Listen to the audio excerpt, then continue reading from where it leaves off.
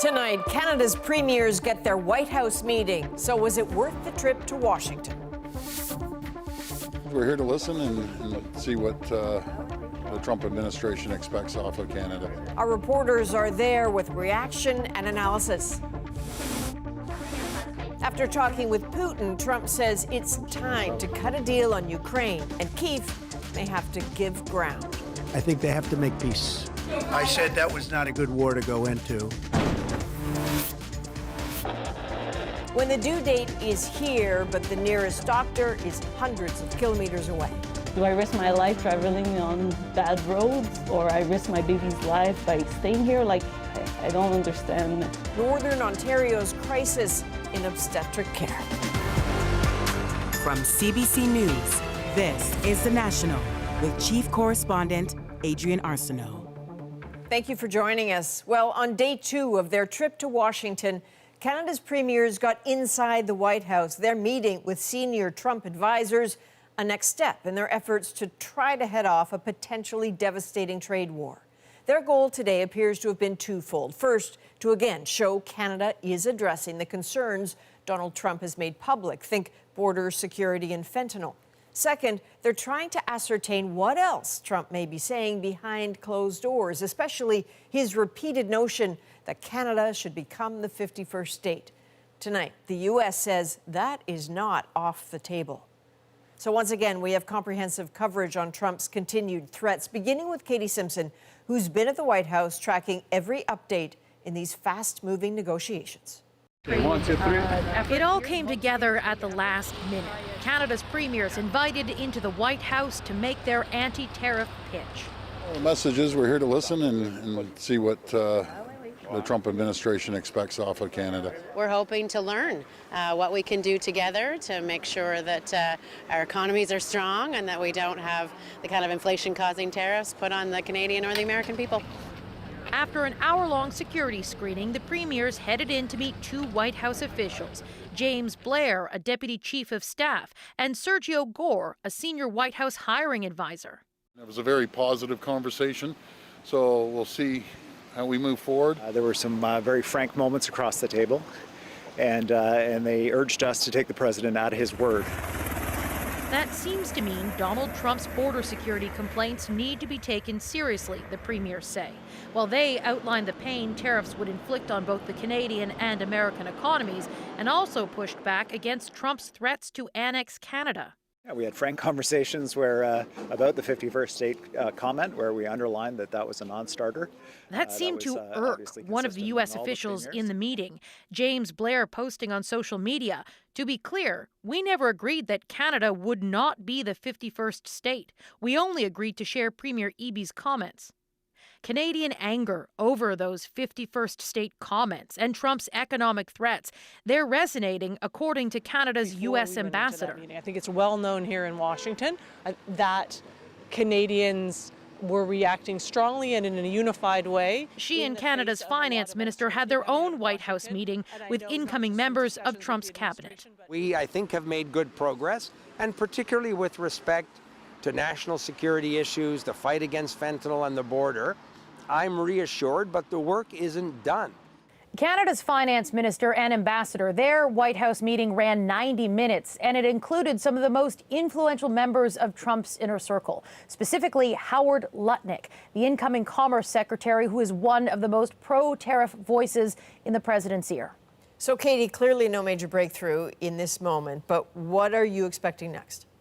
Canada's new fentanyl czar will be making a trip to the U.S. and making the Trump team aware of his responsibilities. That is going to be an important part in delivering the message that Canada is working to satisfy Trump's border security concerns as they try to escape that first of 3 tariff deadlines, that March 4th date. All right, Katie Simpson in Washington tonight. So next, let's go to Kate McKenna, who's also in Washington tonight. So, Kate, you have some new perspective on whether the premier's trip is actually being viewed as a win. Having this meeting at the White House gives the Premier something to point to say that this trip was a success. Getting that FaceTime with people who actually speak to Donald Trump is important. And even though Deputy Chief of Staff Jim Blair made that social media post seemingly in favor of annexing Canada, he did say that he'd take the Premier's comments to Trump himself.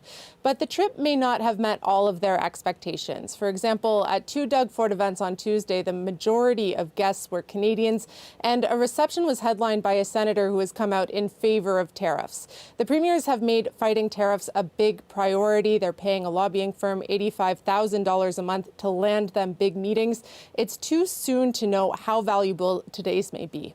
And so, Kate, there was also that second Canadian meeting in the White House. Talk to us about that.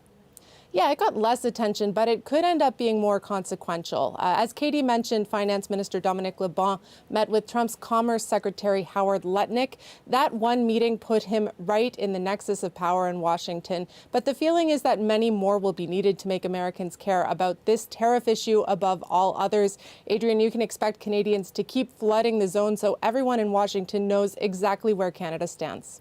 All right, Kate McKenna, thank you. Now, while other officials try to stem the tide of tariffs in Washington, Prime Minister Justin Trudeau is trying to shore up Canada's alliances in Europe. Ashley Burke, also in Brussels, shows us how Donald Trump's threats and demands loomed over the meetings. The Prime Minister meeting with European allies in Brussels as they all face growing threats from Donald Trump. The story between the European Union and Canada, it is the story of good allies, and it is the story of trusted friends.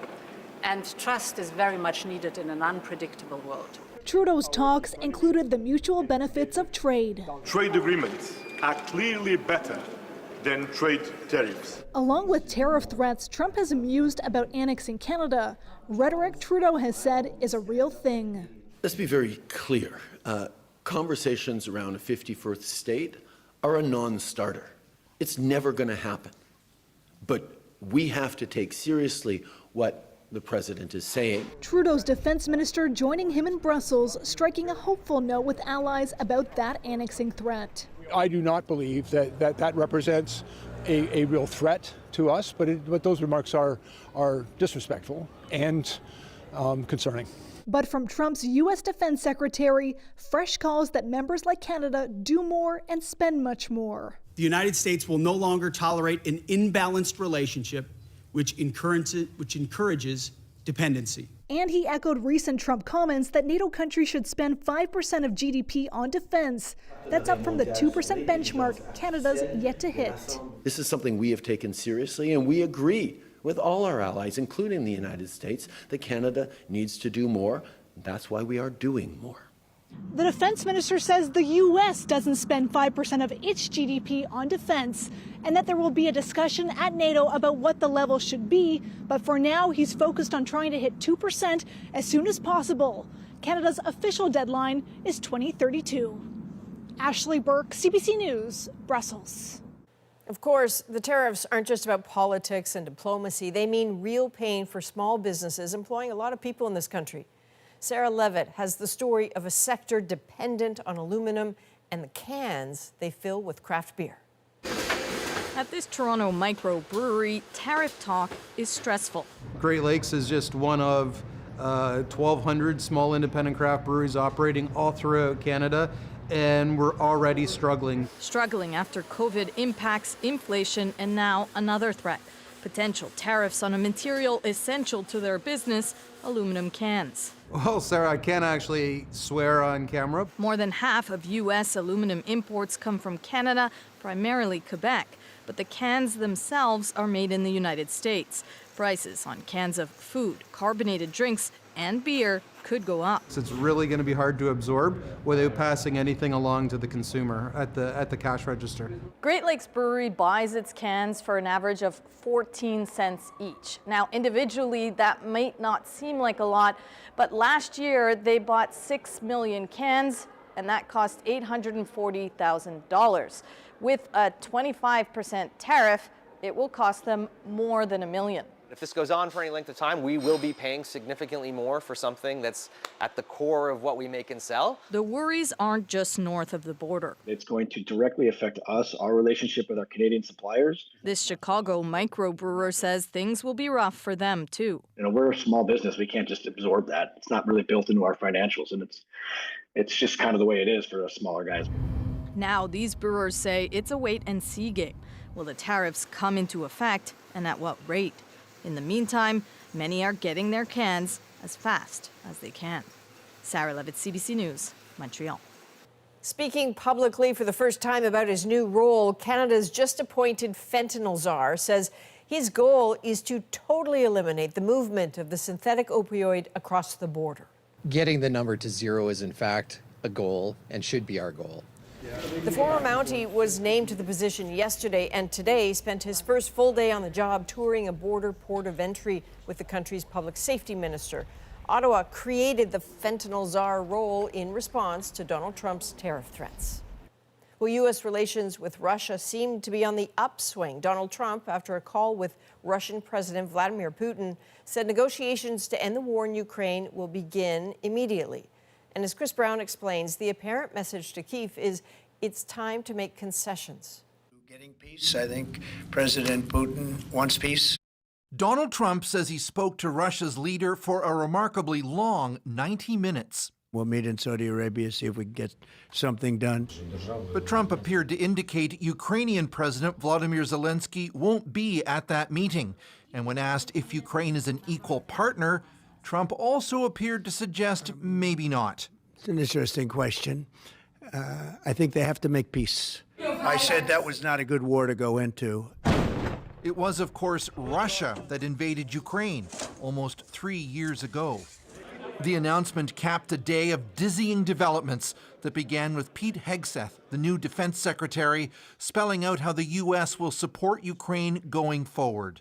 We must start by recognizing that returning to Ukraine's pre-2014 borders is an unrealistic objective. That's a big shift, as Washington has always publicly backed Ukraine's demand for a full Russian withdrawal from the roughly 20% of Ukrainian territory Putin's troops now control. The United States does not believe that NATO membership for Ukraine is a realistic outcome of a negotiated settlement. Hegseth also said no American soldiers will be stationed in a post-war Ukraine as peacekeepers, only European ones. The war is a top priority. At the same time, U.S. Treasury Secretary Scott Bessent visited Kyiv to push Zelensky to provide the U.S. with rare earth minerals as part of a new security partnership between the Trump administration and Ukraine. I know that he's a strong man, and I'm sure that he will push Putin. Vladimir Zelensky characterized his own phone call with Donald Trump as meaningful. But just because Vladimir Putin says he wants negotiations, it doesn't mean he actually wants to negotiate. The Kremlin's demands so far have amounted to Ukraine's capitulation. Chris Brown, CBC News, London. And Donald Trump has a new director of national intelligence, Tulsi Gabbard. Yeas are 52, nays are 48. Nomination is confirmed. That is the U.S. Senate confirming Gabbard, mostly along party lines. She had faced questions about her support for deposed Syrian dictator Bashar al-Assad, as well as her previous support for Edward Snowden, who leaked intelligence secrets before fleeing to Russia. Gabbard will now oversee U.S. spy agencies. Well, back here at home, the Alberta government and its health authority are being sued for wrongful dismissal. A former healthcare executive claims she was fired for looking into procurement contracts and deals for private surgical facilities. Julia Wong has the court filing and the latest reaction. Danielle Smith was in Washington to talk tariffs, but provincial politics followed. New questions over allegations involving Alberta's healthcare system. I'm glad that we're going to have the Auditor General take a look at it. I first became aware of it when I saw the newspaper reporting on it. Then, hours later, those allegations were the crux of a $1.7 million wrongful dismissal lawsuit. Athana Mentzelopoulos, former head of the province's healthcare delivery arm, suing the Alberta government and Alberta Health Services. The The 17-page statement of claim alleges Mentzelopoulos was fired in early January for investigating government contracts and procurements, and that she faced pressure from government officials, including the Premier's former chief of staff, to sign off on contracts for private surgical facilities. The lawsuit alleges possible conflicts of interest around medical purchases, including an unfulfilled $70 million contract for children's acetaminophen. Earlier in the day, Smith suggested her government had been trying to get information on those claims. We've been asking for 8 months for any, as I understand it, from my health minister, for any indication of wrongdoing. We've not seen any. But the court filing alleges that the first official government request for information came in December. Alberta's health minister says an internal review involving a third party is underway, but this academic says there needs to be more distance from the province. If you put the people that are already in the situation as, party agents in the whole process, at a certain point, it contaminates the whole investigation credibility. Tonight, the Premier's former chief of staff, who is named in that lawsuit, responded. He says the allegations are outrageous and false, and says he's eager to meet with officials investigating the matter. And Julia, I gather there's also been new reaction from the government. Yeah, so in a statement released this evening, Alberta's health minister says leadership changes at AHS had nothing to do with any investigations. She says many of the allegations in the statement of claim are clearly false and says others need to be investigated further. She also says a statement of defense will be filed shortly. All right, Julia Wong reporting in Edmonton tonight. Thank you. Well, millions of Canadians are bracing for a nasty blast of winter. Environment Canada has issued weather warnings for much of the eastern half of the country as a massive snowstorm is expected to hit Ontario and Quebec tonight, then head across the Atlantic provinces over the next couple of days.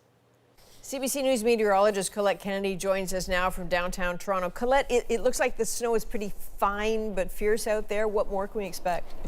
Yeah, this is going to continue to fill in, and those snowfall rates will be accelerating, Adrian, as it tracks through different types of precipitation and amount. But let's get to the impacts in terms of what we can expect with the snowfall and exactly where that will be coming through. Now, on the north shore of Lake Erie, what we're talking about is more mixing with freezing rain.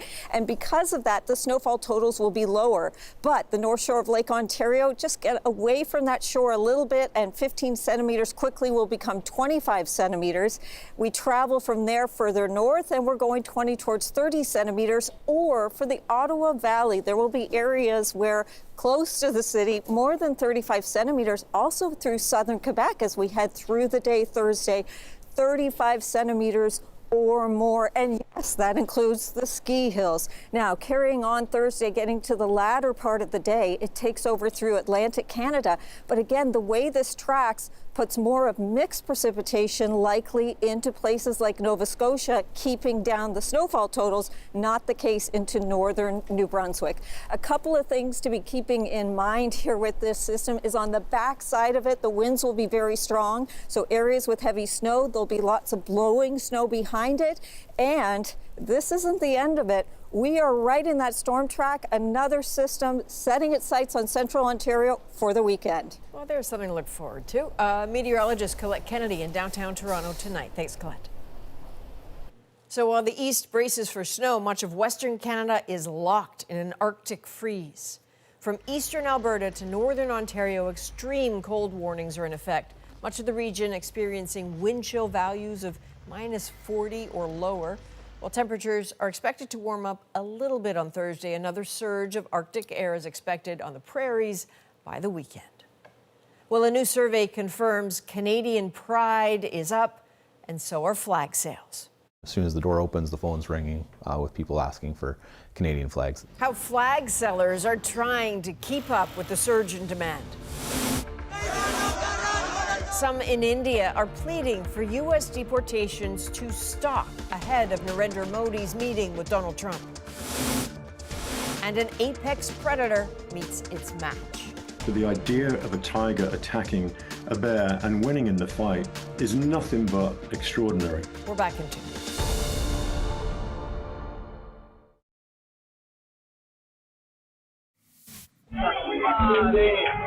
It's important. There are no reported deaths in this dramatic boat crash.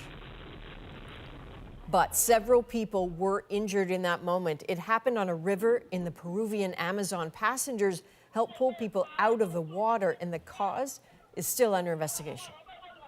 Well, India's Prime Minister is in Washington tonight to meet with Donald Trump about tariffs and deportation flights.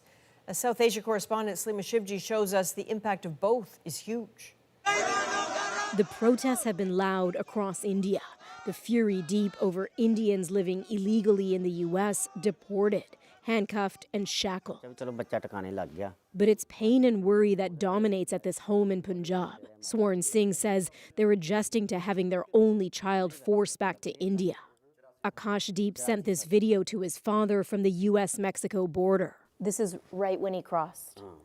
The 23-year-old took the infamous illegal donkey route, as it's called, into the United States, and then no word for 12 days, until the family realized their son was deported on an American military plane. We spent so much money, and still my son wasn't able to settle abroad. Our livelihood is gone just like that. 2 acres. Singh shows me what they sold to get their son to the States, not just land, but buffaloes, jewelry, a tractor. Heavily in debt, even making chai is a chore for Akashdeep's mother. I'm on antidepressants. I can't see how we'll ever repay our loans, Daljit Kaur tells me. With India's Prime Minister Narendra Modi in Washington to visit his good friend Donald Trump, Singh thinks there's hope for others. Prime Minister Modi needs to tell Trump, stop sending our children back, he says, stop crushing their dreams. It's unlikely on such a tricky issue. India is keen to show the Trump administration they're open to taking back illegal migrants. The goal for New Delhi is to avoid punishing tariffs or a trade war. There's fear here mixed with resignation that the deportations will ramp up, even if Modi and Trump discuss the issue at length. Many here know someone who's taken the illegal route to the United States. At this college, deportation is what many are talking about. People are so much worried about this as they are afraid of going there. I think many Indians who are in America illegally will be deported, this student says, even as a second military plane full of deportees is expected to land in India as early as this weekend. Salima Shivji, CBC News, Amritsar. Donald Trump's tariff threat has more Canadians wanting to buy local. I've never seen the whole country so united about one issue, short of hockey. But getting products from another province can be tricky. Are we 13 provincial fiefdoms or are we one economic union? We unpack why it's hard to get BC wine in Ontario and talk about those other barriers to interprovincial trade. This is not okay. And we head to Northern Ontario, where being pregnant has extra risks. I can't deliver safely in my own town. The National breaks down the story shaping our world. Next.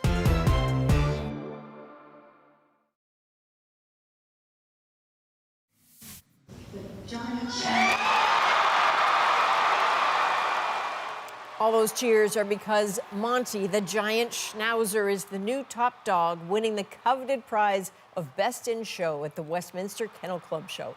He beat out more than 2,500 other dogs at the annual event. Monty, of course, was treated to a Wagyu beef steak to celebrate his win.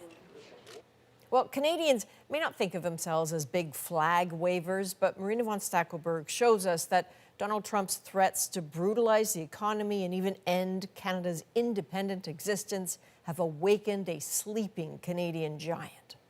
This is our Canada flag wall here, and as you can see, it is a little bit on the bare side because we are running out. From coast to coast, Canadian flags are flying off shelves. As soon as the door opens, the phone's ringing with people asking for Canadian flags. Flag shop staff are sewing fast to keep up with demand as customers come in looking to put a red maple leaf anywhere they can. Wanting to let our neighbours to the south know that they've really ticked us off. All 5 of Canada's living former prime ministers have written, "We've witnessed a surge of Canadian pride and patriotism in face of threats and insults from Donald Trump." They're calling on all Canadians to fly the red maple leaf this weekend like never before, as a sign of national unity. This Saturday marks 60 years since the Canadian flag was first raised on Parliament Hill, a unique symbol of a country asserting its independence. That sovereignty is now under threat. Canada should be our 51st state. The threat from Donald Trump may be fueling renewed Canadian pride.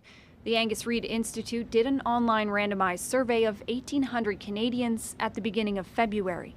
That's when Trump's tariffs were first set to take effect. 44% of respondents said they were very proud of Canada. That's a 10 percentage point jump from just 2 months ago. The response of Canadians over these past weeks has been inspiring. Prime Minister Justin Trudeau says he's heard Canadians cancel trips south of the border and boycott American products as stores display the red maple leaf on items made here. I think it's about time that Canadian pride got a kick in the butt. That big show of pride in the form of a simple maple leaf. Marina von Stackelberg, CBC News, Ottawa. All right, now let's dig deeper into the news shaping our world. For some pregnant women in Northern Ontario, the road to a safe delivery is way too long and often dangerous. It can be a matter of life and death for the mom or the baby. But first, Canada, rattled by tariff threats, looks to tear down barriers to trade between provinces. There's just layer after layer after layer. Why do those barriers even exist, and what could scrapping them do? The housing crisis, for example, would be helped. Ellen Morrow breaks down what needs to happen to make this country one big open market. It's about time we had genuine, free trade within Canada. In the face of Donald Trump's tariff threat, We're going to put the biggest tariffs. I think tariffs are the most beautiful word. Canadian leaders have been talking a lot about something you may not have considered before. We can do quicker and faster trade with 51 other countries in the world, including the U.S. It's ridiculous. Tearing down internal trade barriers, finding out what can we buy from each other. Those are a couple of the conversations that we need to have. So what is an interprovincial trade barrier? How did we get here, and what can be done now? I've never seen the whole country so united about one issue, short of hockey. Are we 13 provincial fiefdoms, or are we one economic union? So let's get into it. Interprovincial trade barriers vary across the country, but essentially they're regulations and restrictions that can block the free movement of some goods and labor from going back and forth between all the provinces and territories. And that's costing Canada a lot of money and productivity. The Canadian Federation of Independent Business says that getting rid of these internal trade barriers could boost Canada's GDP by up to $200 billion annually. There's just layer after layer after layer of these types of things that just bog businesses down and add costs to doing business in Canada. Consider the sale of alcohol. Run a craft brewery in Gatineau and want to sell your beer to a nearby Ottawa restaurant? You're out of luck. Have a winery in Nova Scotia? Well, you can only sell and ship directly to customers in just a few provinces. Even though in most places across the country, you can get alcohol from all over the world. Ontarians are now waking up to the fact that they might not want their California wine, but they would love to tap into a way broader British Columbia wine set. Ryan Minucha wrote a book on interprovincial trade. If anything is ever going to change for Canadians, he says, this is the moment. They're tired of hearing the platitudes and the rhetoric. They're saying, what are the actual policy differences we can make? And experts like Ryan say a big area to look at are the inconsistent regulations and technical requirements that get in the way of doing business all across the country. One big example is the trucking industry, with the provinces having different requirements for things like weight or tire size. You may have to stop at the border of each province and make slight adjustments to your truck because there's different weights versus wheelbases and that kind of thing. With trucking, we're seeing the clash in rules and regulations creating $1.6 billion in cost a year. If we can come out with a mutual recognition agreement on trucking, it would show that this is a viable tool to use on other issues. Another issue, professional licensing differences, making it hard for some workers' certifications to carry over to other provinces. Anita Anand, the Minister of Internal Trade, is vowing change, even claiming Canada's many trade barriers can be wiped out in just 30 days. So you're going to see these barriers coming down. But if that's possible now, then a big question is why have all these barriers existed for so long, especially when leaders and businesses over the decades have loudly complained about their impact? Why can't a Montrealer buy a bottle of beer brewed in the Maritimes when that same beer is a bestseller in Washington, D.C.? The answer is complicated. At the time of Confederation in 1867, free trade was actually written into Canada's Constitution Act. It says all growth, produce, or manufacture of any one of the provinces shall be admitted free into each of the other provinces.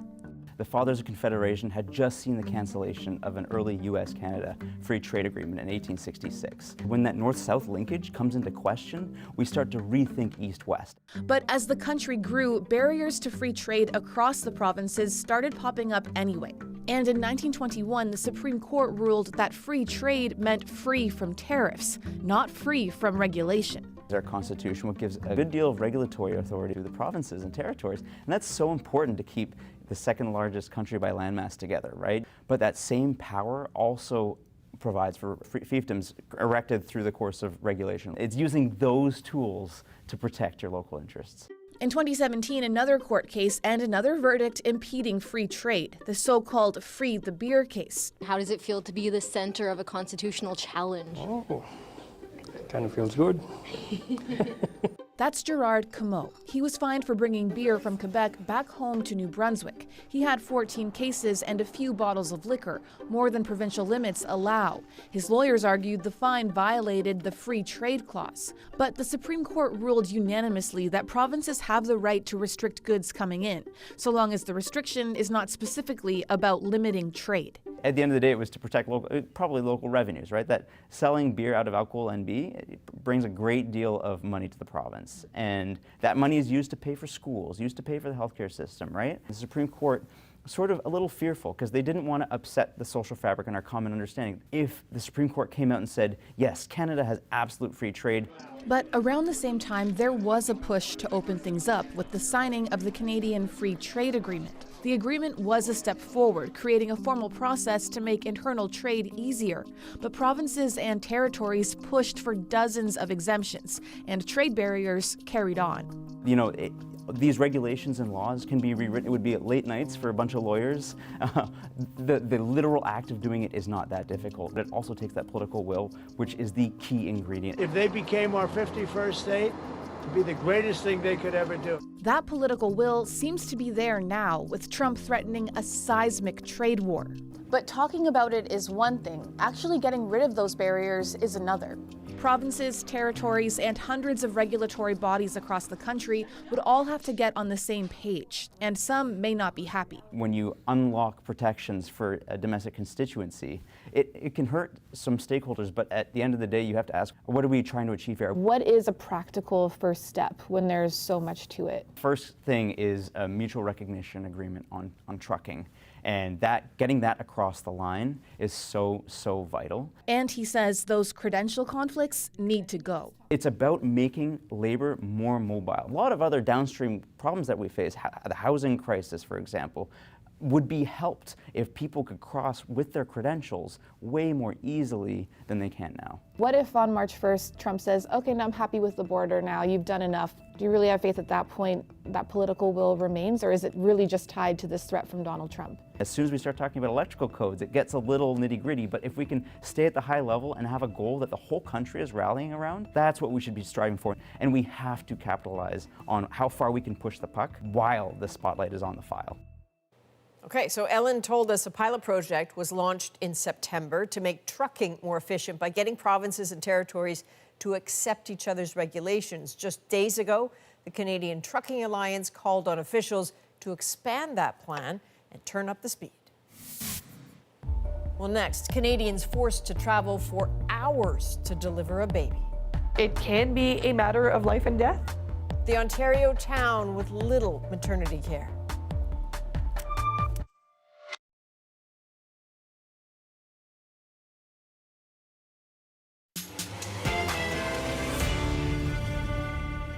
The hard choice for expectant mothers in Ontario's remote north. People are upset, absolutely. 35 hospitals used to deliver babies. Now it's down to 9. This is not universal health care. So, do they risk a long drive during labor? Let me show you what the roads are like. Or do they leave town in exchange for safety? Nick Purdon shows us how this dilemma can profoundly change lives as some women decide to stop having children. It's abnormal for a pregnant woman to have to travel 3 hours to deliver their baby. It can be a matter of life and death for the mom or the baby. My heart did stop, so they had to restart it. This job almost killed me. I'm in Northern Ontario because up here, if you're a pregnant woman, you likely have a problem. There's probably not a doctor in the town where you live who can deliver your baby. So what do you do if you're pregnant in this part of the country? This is the area I'm talking about, from Timmins in the east to Thunder Bay in the west. And our story starts here in the town of Hearst, population 5,000. I'm here because in Hearst, there's nobody at all to deliver babies. So get you to lift your shirt. We're gonna go measure. It's all the way up there. How's your breathing? Better. Better. I feel like Mireille Morissette is at the local health clinic for a checkup. Now you'd think this would be an exciting time, but Mireille is anxious. So fetal fundal height is 37. like since I'm at 37 weeks, I was starting to get worried. Like, let's say last night, my labor would have started. What am I, like, do I go to the emerge here? What do I do? Yes. Okay. Mireille knows there's no obstetrical department at her local hospital. The nearest one is hours down the highway. And often in winter, driving's not an option. 144. Great. Well, the roads were closed last night. Even if I wanted to travel, let's say my labor would have started since I'm at 37 weeks, that's a possibility. I couldn't even travel because the roads were closed. What do I do in this type of situation? Do I risk my life traveling on bad roads? Or I risk my baby's life by staying here? Like, I don't understand. I don't recommend, especially with the road conditions, that you try to go yourself. That's why that recommendation, unfortunately, is to relocate. I was just wondering because Relocation is the policy here. It's Nurse Fortin Ukrainitz's job to tell pregnant women that to be safe, they need to move to a town with obstetrical services weeks before their baby is due. Nice and relax. What are the consequences that you see of women having to relocate? I think it's terribly stressful for moms, and I think that it can have an impact on how you imagine your life. So some people may, change they want 3 kids. Well, knowing that I can't deliver safely in my own town and I have to travel and have those increased risks, they might change their whole life because of that. 116/81, excellent. Rate is 90. Mireille's options are to drive 3 hours to the east to Timmins, or she could go west and drive 5 hours to Thunder Bay. So imagine you're 37 weeks pregnant, you've been told to relocate 300 kilometers away from your home.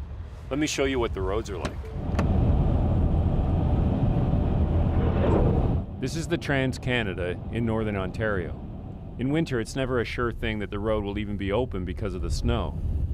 And cars get stranded here all the time. I make it to the town of Kapuskasing, an hour away from Hearst. I'm here because I want to meet the doctor fighting to get more obstetrical care in the north. Dr. Jessica Quapis is the chief of staff at the local hospital. This is not okay. The government says that we need care in the right place at the right time, and that is just not happening here. It's not equitable, it's not fair.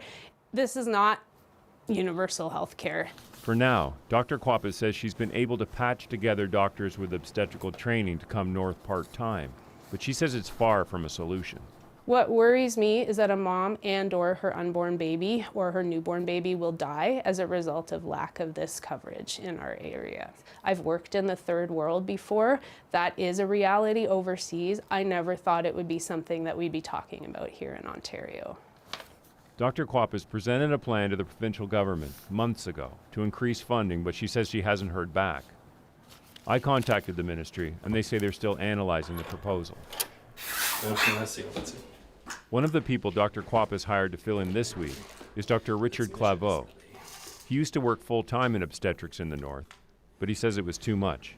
So I would often spend 24 hours up just delivering babies, going back to the office the next morning, and then, trying to rest what I could. At certain points, you don't want to get up in the morning, you don't want to go to work.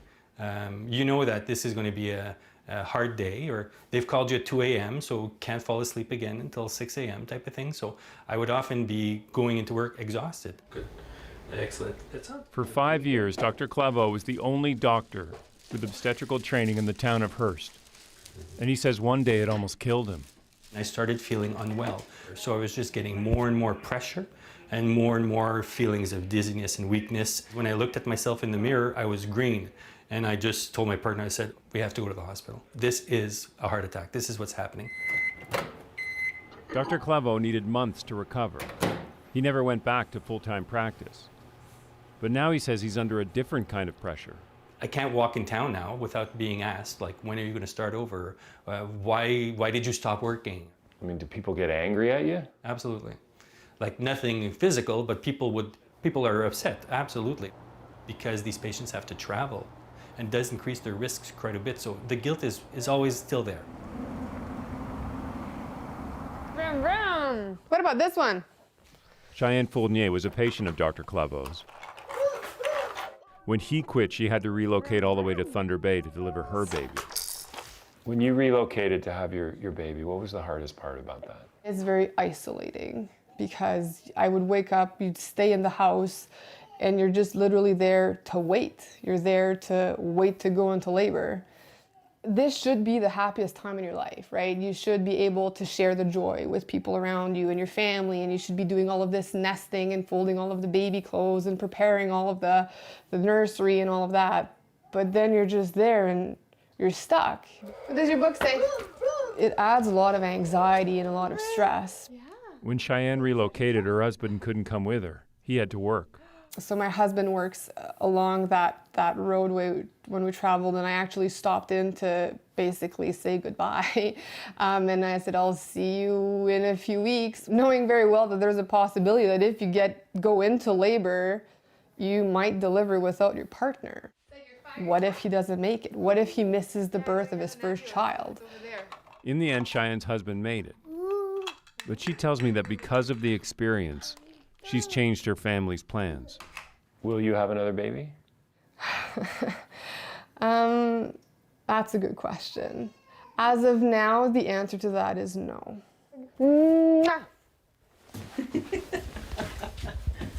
Mireille Morissette is just a few weeks away from having her baby. And she's still planning exactly what to do.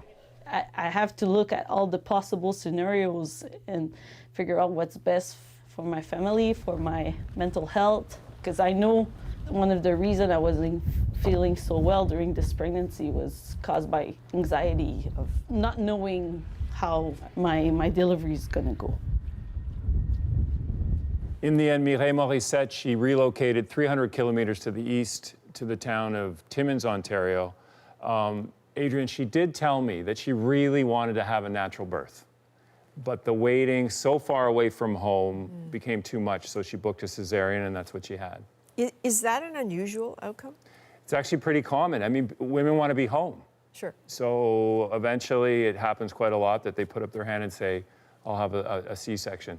Baby's healthy, little girl. Mireille's healthy as well. She did say, though, that the whole thing was quite stressful, and she's not sure she wants to have another kid. Totally understand. Nick Burden, thank you. You're welcome. Coming up, 2 apex predators, but only one king in China's forest. They throw in these Siberian tigers with the other big carnivores. Which species is eating which? What new research reveals about tigers and bears? Oh my. Next in our moment.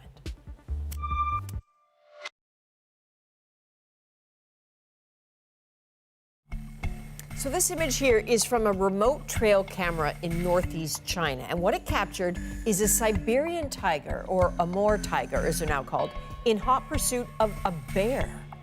So it was thought that the large carnivores mostly avoided hunting each other, but new research is proving that might not be the case. The discovery is our moment.